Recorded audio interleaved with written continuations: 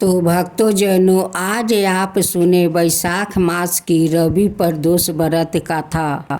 एक समय की बात है, सबर प्राणियों के दाता परम पवन भगीरथ के तट पर ऋषि समाज द्वारे विशाल गोष्ठी का आयोजन किया गया।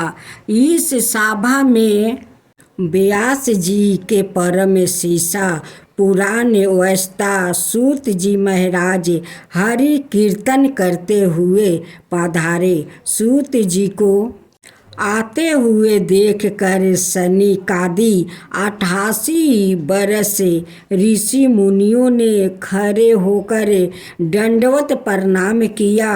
महाज्ञानी सूत जी ने भक्ति भाव से ऋषियों को हृदय से लगा लिया और आशीर्वाद दिया। वृद्धन ऋषिगण और सब शिष्य आसनों पर विराजमान हो गया। सनकादि ऋषि ने पूछा, हे पूज्यवर, हे महामत, कृपाएं करके यह बताने का कष्ट करे कि मंगलप्रद कष्ट निवारक यह व्रत सबसे पहले किसने किया है और उसे क्या फल मिला है। श्री सूत जी बोले, आप सभी शिव का परम भक्त है। आपकी भक्ति को देखकर मैं व्रती मनुष्यों की कथा कहता हूँ, ध्यान से तुम सब सुनो। रवि प्रदोष व्रत की कथा के अनुसार एक गांव में अति दीन ब्राह्मण निवास करता था। उसकी साध्वी स्त्री प्रदोष व्रत किया करती थी। उसे एक ही पुत्र रतन था। एक समय की बात है, वो पुत्र गंगा स्नान करने के लिए गया। दुर्भाग्यवश मार्ग में चोर ने उसे घेर लिया और वो कहने लगे कि हम तुम्हें मार देंगे, नहीं तो तुम अपने पिता के गुप्त धन के बारे में हमें बता दो। बालक सच्चा भाव से कहने लगा कि बंधुओं, हम अत्यंत दुखी दिन है, हमारे पास धन कहाँ है। तब चोर ने कहा कि तेरे इस पोटली में क्या बांधा है। बालक ने सच्चा मन से कहा कि मेरी माँ ने मेरे लिए रोटियां दी है। यह सुनकर चोर ने अपने साथियों से कहा कि साथियों, यह बहुत ही दीन दुखी है, मनुष्य है, अतः हम किसी और को लूटेंगे। इतना कहकर चोर ने उस बालक को जाने दिया। बालक वहाँ से चलते हुए एक नगर में पहुंचा। नगर के पास एक बरगद का पेड़ था। वो बालक उसी बरगद के वृक्ष की छाया में सो गया। उसी समय उस नगर के सिपाही चोरों को खोजते हुए उस बरगद के वृक्ष के पास पहुंचा और बालक को चोर समझकर बंदी बना राजा के पास ले गया। राजा ने उसे कारावास में बंद करने का आदेश दे दिया। ब्राह्मणी का लड़का जब घर नहीं लौटा तब उसे अपने पुत्र की बड़ी चिंता हुई। अगले दिन प्रदोष व्रत था। ब्राह्मणी ने प्रदोष व्रत किया और भगवान शंकर से प्रार्थना करने लगी। भगवान शंकर ने उस ब्राह्मणी की प्रार्थना स्वीकार कर लिया। उसी रात भगवान शंकर ने उसे राजा को सपने में आदेश दिया कि वो बालक चोर नहीं है, उसे प्रातः काल छोड़ दो, अनाथ उसका सारा राज्य वैभव नष्ट हो जाएगा। प्रातः काल राजा ने शिव जी की आज्ञा अनुसार उस बालक को कारावास से मुक्त कर दिया। बालक ने अपनी सारी कहानी राजा को सुनाई। सारा पीरतंत सुनकर राजा ने अपने सिपाहियों को उस बालक के घर भेजा और उसके माता पिता को राज दरबार में बुलवाया। उसके माता पिता बहुत ही भयभीत थे। राजा ने उन्हें भयभीत देखकर कहा कि आप भयभीत ना हो, आपका बालक निर्दोष है। राजा ने ब्राह्मण को 5 गांव दान में दिया, जिससे कि वो सुख पूर्वक अपना जीवन व्यतीत कर सके।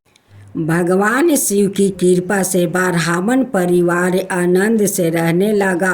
अंत जो मनुष्य रवि प्रदोष व्रत को करता है, वो सुख पूर्वक और निरोगी होकर अपना पूर्व जीवन व्यतीत करता है और उसके जीवन में सुख हाली आती है।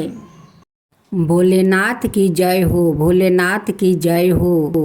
बैजू निहायत ही सीधा और सरल इंसान था।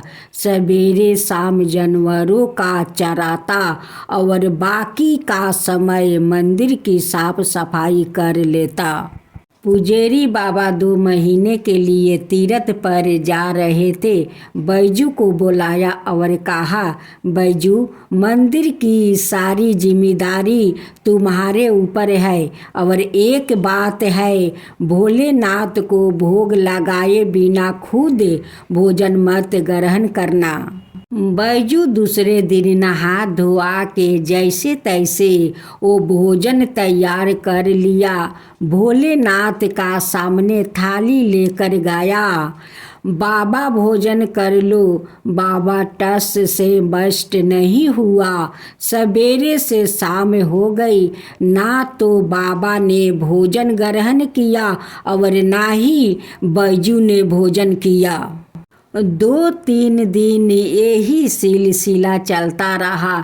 चौथे दिन बैजू का धीरज टूट गया। पास परी लाठी उठाया और जाकर शिवलिंग पे तत्काल भोलेनाथ का पीठ पर मार दिया। लाठी पीठ पे पड़ते हुए बोले, बैजू क्या बात है? 4 दिन से तुम्हारे चक्कर में बिना कुछ खाए पिए गुहार लगा रहा हूँ, सुनाई नहीं पड़ता है। लाठी जकरा, तू नहीं हाजिर हुआ।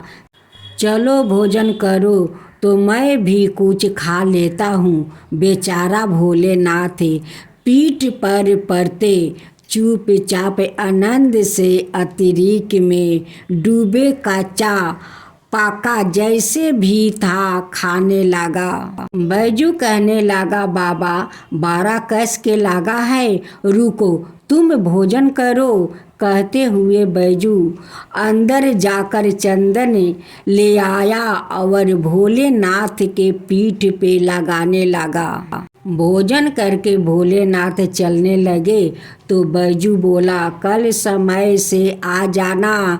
भोलेनाथ कहते हैं, ठीक है बैजू, बिल्कुल बिल्कुल मैं आ जाऊंगा। अगले दिन भोलेनाथ माता पार्वती के साथ विराजमान हुआ। बाबा यह कौन है आपके साथ? तुम्हारी अम्मा है, माता अन्नपूर्णा है। आओ आओ अम्मा। तुरंत बेचारा भागे भागे अंदर गया, दरिया लेकर आया, बिछाया। अंदर से 2 थाली में भोजन लेकर आया। भोलेनाथ कहने लगे कि बैजू तुम्हारे लिए भोजन बचा है या नहीं? क्या बताता? बोला, हाँ बाबा, चिंता ना करो, बहुत है। आनंद में डूबे स्वादिष्ट भोजन खत्म किया। तीसरे दिन फिर माता पार्वती के साथ विराजमान हुआ, वो भी समय से पहले। बैजू हकबकाया और कहा, बाबा आज इतनी जल्दी आप आ गए? माता पार्वती मुस्कुराई, बोली, बैजू आज खाना मैं बनाऊंगी।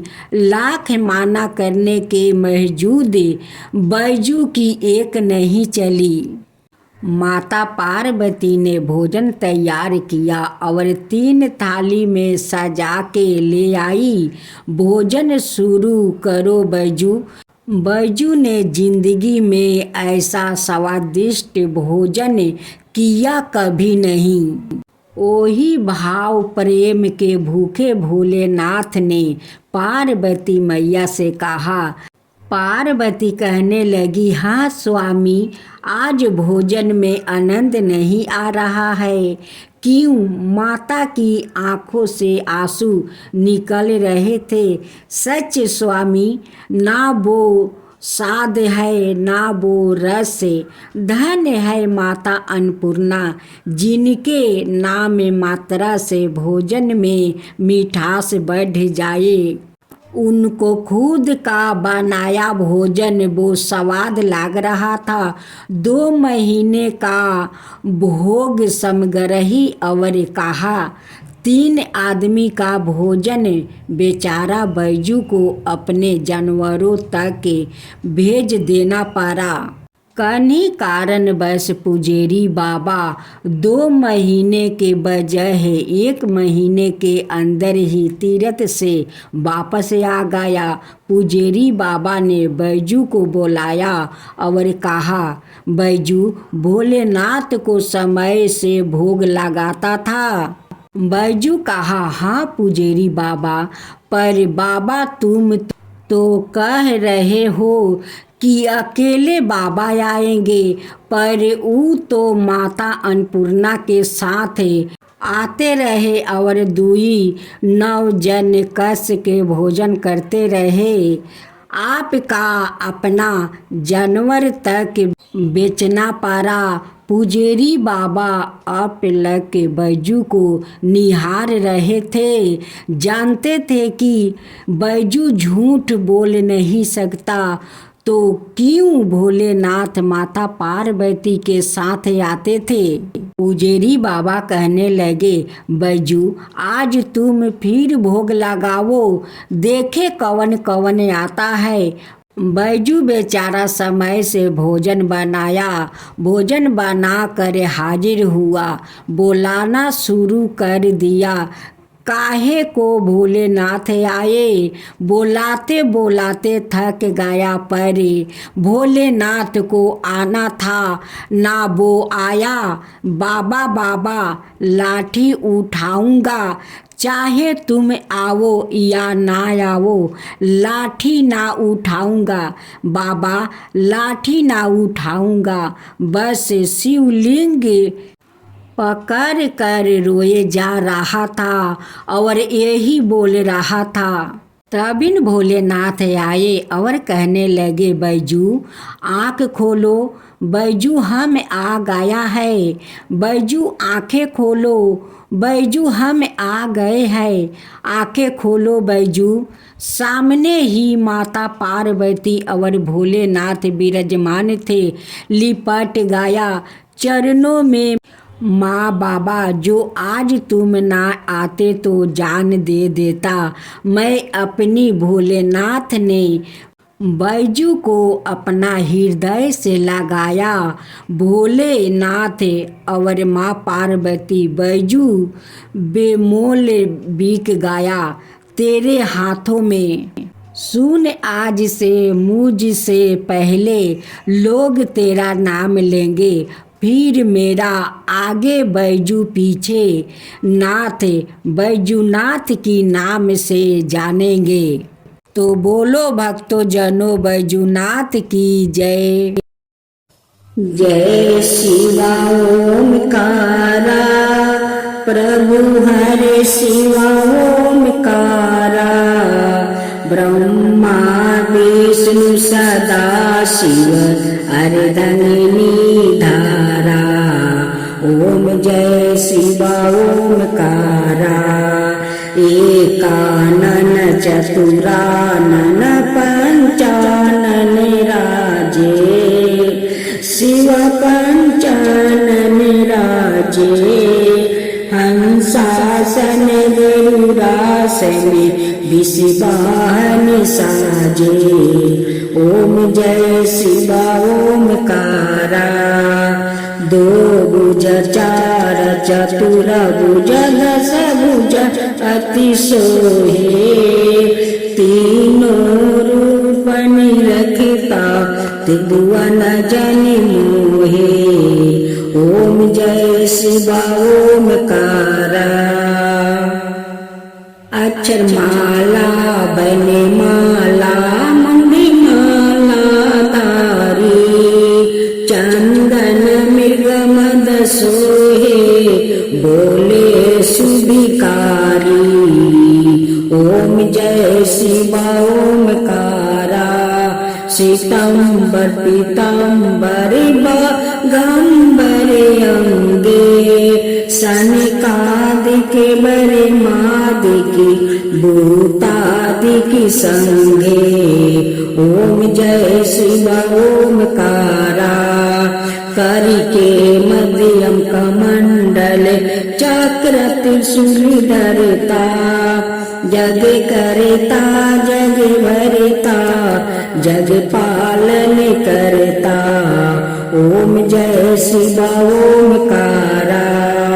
ब्रह्मा विष्णु सदा शिव जानते अविवेका प्राण बचर के मध्यम यह तीनों एका ओम जय शिवा ओमकारा। तिरगुण शिव जी के आरती जो कोई नर गावे शिवा जो कोई नर गावे कहत शिवानंद स्वामी मन भजत शिवानंद स्वामी मन बाचित फल पावे ओम जय शिवा ओमकारा जय शिवा ओमकारा।